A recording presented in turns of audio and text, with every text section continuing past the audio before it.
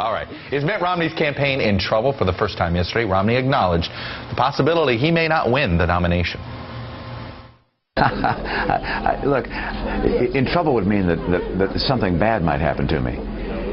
I'm not in trouble. I'm in a great spot. I could become our nominee, or someone else might become our nominee, and I can go back to business and go back to my family. Either one of those is a very nice outcome.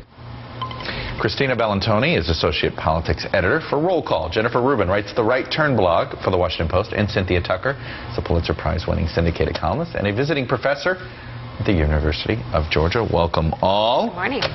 All right. Jennifer, I want to start with you. You've been very supportive of Mitt Romney. You hear what he says yesterday. Are you concerned that, is he losing fire in the belly? Because that's not the Mitt Romney we think we know in this race. I've actually heard him say that exact line several times before. I've interviewed him. I've heard him. Is that just a politically correct line to say? I think it is. And in part, I think what he wants to do is begin to draw this very stark contrast. And I think he did that actually very well yesterday between him, the businessman, the guy who has a life, who has a stable family, who's been to the same church his whole life, and Newt Gingrich, a creature of Washington, erratic, has been all over the map, multiple wives, multiple belief systems, has been on, ironically, Romney would say, both sides of many issues, is not telling the truth about his role as a lobbyist. And I think all of this is part of their new plan to create a character distinction. And I think it really is going to be a character race. Cynthia Tucker, you've been writing for the Atlanta paper for a long time, so that means you have known Newt Gingrich for I have known every Newt. For a long time. I'm going to guess that this is a rare occasion where you and Jennifer are going to agree on almost every point you just made. I agree with every point except the business about both sides of issues. That is certainly true for Newt Gingrich. Let me turn the question the other way. You've probably spent more time observing Newt Gingrich than any of us at this table because you were there before he became in leadership. This was in the late 70s, early 80s. What is Mitt Romney underestimating about him? I think that he may have, he now knows how good Newt Gingrich is at standing up to a challenge.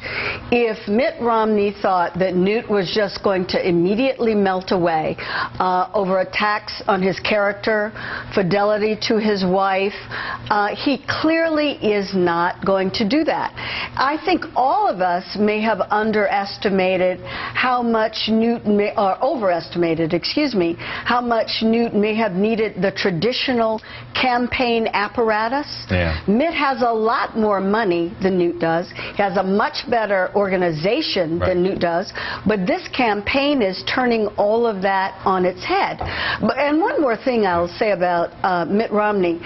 We have all given him kudos for his debate performances so far. I think we're now seeing he didn't have a real challenge before now, and now he's getting that challenge from Newt Gingrich. All right, Christina, it was interesting yesterday. Speaker Gingrich responded to why he quit being Speaker, and he gave a more philosophical answer. Here's what he said. Why I stepped down? Yes. Sure. I'd run out of the ability to convince my members to be reformers. They were burned out. They were exhausted. We'd had 4 straight years of doing everything, and they were just too tired. And I wasn't willing to stay and be a normal politician. I think one of Newt Gingrich's political gifts, and it's same, Bill Clinton has the same gift, is this ability to take what is a negative, where he admits he takes an element of truth.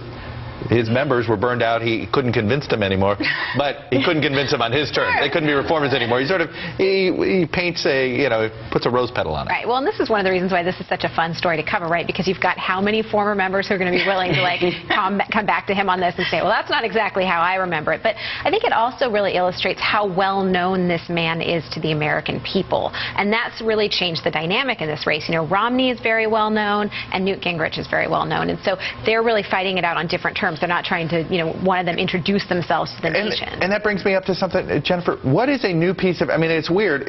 You can have so many warts, you can't concentrate once, and you don't see the one. You don't see the largest wart because they're all there. And when John Kerry upended Howard Dean, it was because the public didn't know him, and they were able to introduce new information, and it undid him. What new information is there in Newt Gingrich to undo him in the same way? I actually am going to take a contrary position, and that is that we know Newt because we've been watching him minute by minute for decades.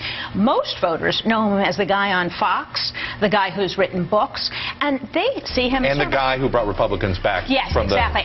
this is new information for us, and that's why Ron Paul, Newt Gingrich, Bachmann, Romney, Michelle Bachmann are all trying to reintroduce. Do you think they have to sustain that attack if it's going to be effective? I do. It's not going to be a one-shot deal. It's going to be over months and weeks. Christina, Jennifer, Cynthia, stick around. We're going to talk a little bit about electability on the other side, which I think is going to be another argument that we're going to hear a lot about. Trivia time. We asked, who is currently the most senior junior senator? A lot of you went with Akaka.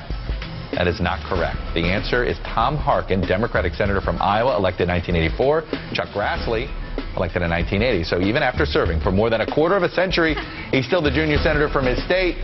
The senior senator, of course, is Chuck Grassley. But by the way, Tom Harkin, go ask for Tollings. I think he was a junior senator to Strom Thurmond for some 3 decades. We'll be right back. You're watching the Daily Rundown, only on MSNBC.